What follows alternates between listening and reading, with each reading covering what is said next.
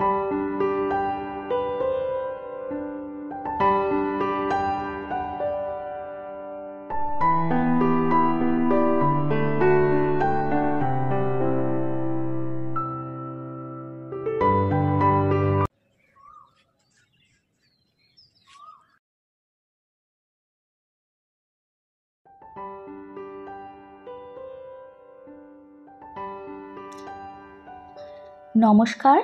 আমি নন্দিনী। নন্দিনীর স্বাদকাহনে আপনাদের সবাইকে স্বাগত জানাই। আশা করি যে যেখান থেকে আমার ভিডিওটি দেখছেন সবাই সুস্থ এবং ভালো আছেন, আর আমরাও খুব ভালো আছি। আজকে ভোর 5টার সময় ঘুম থেকে উঠেছি। প্রতিদিন ভোর 5টা থেকে 5:30টার মধ্যেই ঘুম থেকে ওঠার চেষ্টা করি। প্রতিদিন সকালবেলা চেষ্টা করি মোটামুটি 40 মিনিট হাঁটার। সারাদিন তো সেইভাবে প্রপার কোনো এক্সারসাইজ করা হয় না, তাই ভোরবেলা শান্ত পরিবেশে যদি হাঁটা যায় তাহলে মানসিক চাপও কম থাকে, সাথে মাইন্ডটাও ফ্রেশ হয়ে যায়। হাঁটা কমপ্লিট করে ঘরে ফিরে 5 মিনিট রেস্ট নিয়ে স্নান সেরে সকালবেলায় পুজোটা করে নিই। ভোরবেলা হাঁটতে যাওয়া আর ফিরে এসে স্নান সেরে পুজোটা করে নেওয়ার পরে আমার কাজের এনার্জিটাও দ্বিগুণ বেড়ে যায়। পুজোটা সেরে নিয়ে ক্রিম মেখে চুলটা আঁচড়ে নিলাম। 5 মিনিট সময় হাতে নিয়ে যদি নিজেকে একটু পরিপাটি করে রাখা যায় তাহলে আমার মনে হয় এতে কোনো দোষ নেই। এর ফলে একটা পজিটিভ ভাইবসও কাজ করে। তারপরে রান্নাঘরে চলে এলাম। যত রাতই হোক না কেন রাত্রিবেলা বাসন মেজে কিচেনটা পরিষ্কার করে রাখার চেষ্টা করি। তাও সকালবেলা ভেজা ওয়াইপ দিয়ে একবার ভালো করে মুছে নিলাম। রাত্রিবেলা কোনো পোকামাকড় হেঁটে গেলেও আর কোনো অসুবিধে হবে না। রান্নাঘরে ঢুকে এই কাজটাই আমার প্রথম থাকে। তারপর খালি পেটে রাতে ভিজিয়ে রাখা ডিটক্স ওয়াটারটা ফুটিয়ে খেয়ে নিয়েছি। শুনেছি জল সবসময় বসে খাওয়াই ভালো, তাই বসে একটু সময় নিয়ে জলটা খেয়ে নিলাম। এর সাথে সকালে খাওয়ার জন্য ডিম সিদ্ধটাও বসিয়ে দিয়েছি। হাজবেন্ড আজকে একটু দেরি করে অফিসে যাবে এবং ভাত খেয়ে যাবে, তাই ভাবলাম আগে রান্নাটা করে নিয়ে ঘরের বাকি সব কাজ পরে করব। ফ্রিজ থেকে সবজিগুলো বার করে রেখে ঠাকুর ঘরের জানালাগুলো খুলে দিচ্ছি। একটু আগে যখন পুজো দিয়েছি তখন জানালাগুলো খোলা হয়নি, তাই এখন পর্দাগুলো সরিয়ে জানালা খুলে দিলাম। আর মেয়ে রাতে এই ঘরে একটু পড়াশুনো করেছিল, ডায়েরি আর পেন এই ঘরেই রয়ে গেছে। সেগুলোই একটু গুছিয়ে নিয়ে বিছানা ঝেড়ে পরিষ্কার করে রাখলাম। হাজবেন্ড আর মেয়ে যেহেতু এখনো ঘুমাচ্ছে, বাকি দুটো বিছানা পরে গুছিয়ে নেব। আমি একজন সাধারণ হাউসওয়াইফ, আর আমার কাজকর্মগুলো অতি সাধারণ।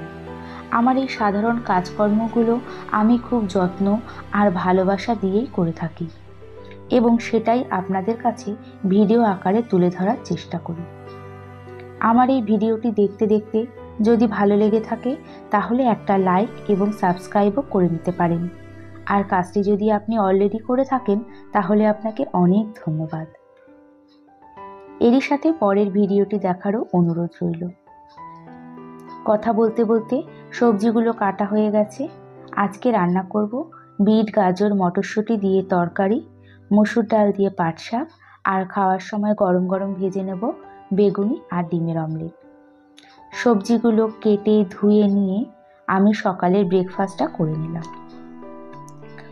সকালে যদি একটু হেলদি এবং প্রোটিনযুক্ত খাবার খাওয়া হয় তাহলে সারাদিন কাজের এনার্জিটাও বজায় থাকে এবং ক্লান্তিও কম লাগে। প্রতিটি সংসারের যে কত কাজ থাকে তা কাউকে বলে বোঝানো যায় না, তাই নিজের অ্যাক্টিভ থাকাটা খুবই জরুরি। এই তো রান্নাটা বসিয়ে দিয়েছি। তেলের মধ্যে জিরে ফোড়ন দিয়ে পেঁয়াজটা একটু ভেজে নিয়েছি। তারপরে এক এক করে সব সবজিগুলো দিয়ে ভালো করে নাড়াচাড়া করে টমেটো, লঙ্কা বাটা, নুন, হলুদ দিয়ে ভালো করে কষিয়ে জল দিয়ে দিয়েছি। রান্নায় আমি সবসময় গরম জল ব্যবহার করার চেষ্টা করি, এতে তরকারির স্বাদও খুব বেড়ে যায়।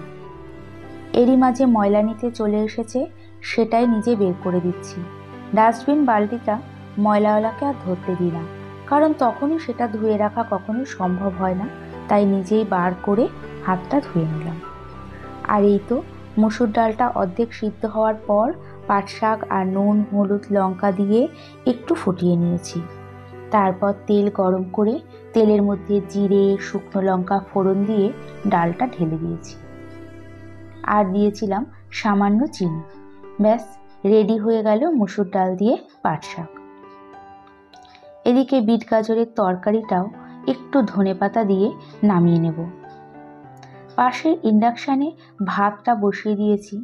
আজকে দুটো রান্নাই খুব হেলদি এবং কম তেল মশলায় রান্না করলাম। বাকি রান্নাটা নামিয়ে নিয়ে 2 ঘরের বিছানা গুছিয়ে এসেছি। একটু পরে যেহেতু খাওয়া দাওয়া করে অফিসে বেরোবে, তাই ভাবলাম রান্নাঘরের কাজটাই একেবারে কমপ্লিট করে রাখি। চেষ্টা করি রান্না করতে করতে কিছু বাসন মেজে ধুয়ে নিতে, কিন্তু আজকে তা সম্ভব হয়নি। আমার যেহেতু কোনো হেল্পিং হ্যান্ড নেই, তাই নিজের সুবিধা অনুযায়ী কাজকর্মগুলো করে থাকি। বাসনগুলো সব এক এক করে মেজে ধুয়ে নিচ্ছি। আমরা হাউসওয়াইফরা দিনের বেশ কিছুটা সময় রান্নাঘরে কাটিয়ে দিই, আর এই রান্নাঘর দিয়েই মা লক্ষ্মীর প্রবেশ হয়, তাই রান্নাঘরকে আমি সব সময় পরিষ্কার পরিচ্ছন্ন রাখি। তারপর গ্যাস ওভেনটাও ভালো করে ক্লিন করে নিয়েছি। ওইদিকে হাজবেন্ড স্নান করে জামা প্যান্ট পরে রেডি হয়ে নিয়েছে, তাই আগে তাকে ভাতটা বেড়ে দিয়ে তারপরে রান্নাঘরের বাকি কাজগুলো করে নেব। আর এই যে বেসিন, আমি দিনের মধ্যে যতবার বাসন মাজি চেষ্টা করি একটু মেজে রাখতে। বেসিন যদি পরিষ্কার পরিচ্ছন্ন থাকে, রান্নাঘরটাও প্রায় অনেকটাই পরিষ্কার থাকে। বেসিনের সাথে সাথে আমি এই টাইলসগুলো ভালো করে একটু মেজে পরিষ্কার করে নিলাম। তারপরে এটাকে ভালো করে ধুয়ে রাখলাম। বোঝাই যাচ্ছে যে টাইলস এবং বেসিনটা কতটা চকচক করছে, একটুও জলের আয়রনও জমতে পারে না।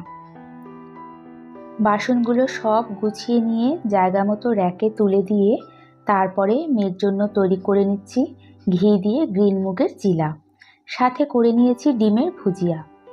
এই দুটো খাবারেই প্রচুর পরিমাণে প্রোটিন রয়েছে। যেহেতু একটি বেশি পরিমাণে হয়ে গেছে, তাই লাস্টেরটাও করে নিলাম আমার জন্য।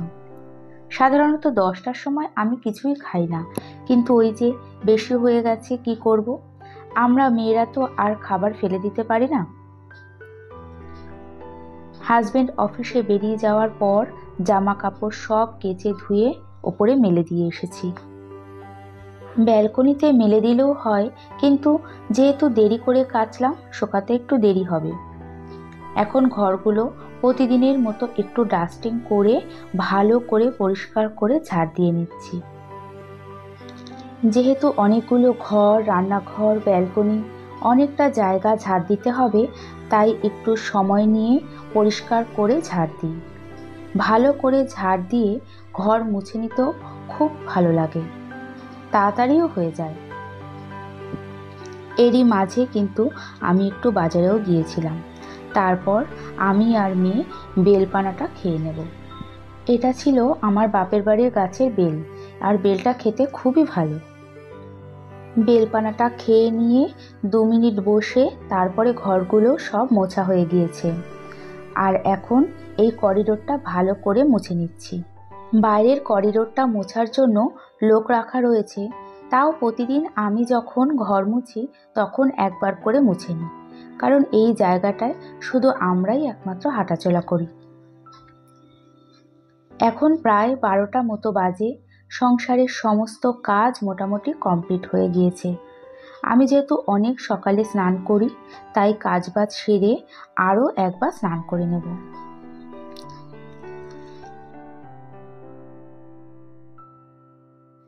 আর এই তো স্নানের আগে একটু নিজের যত্ন নিয়ে নিচ্ছি। মুখে মেখে নিচ্ছি খুবই উপকারী মুলতানি মাটি। সারাদিন সংসারের নানা কাজের মাঝে নিজের যত্ন নেওয়াটাও খুব দরকার। শুকিয়ে গেলেই স্নান করে নেব। আবারও দেখা হবে এই আশা নিয়ে ভিডিওটি এখানেই শেষ করছি। আর এতক্ষণ আমার সঙ্গে থাকার জন্য অনেক ধন্যবাদ।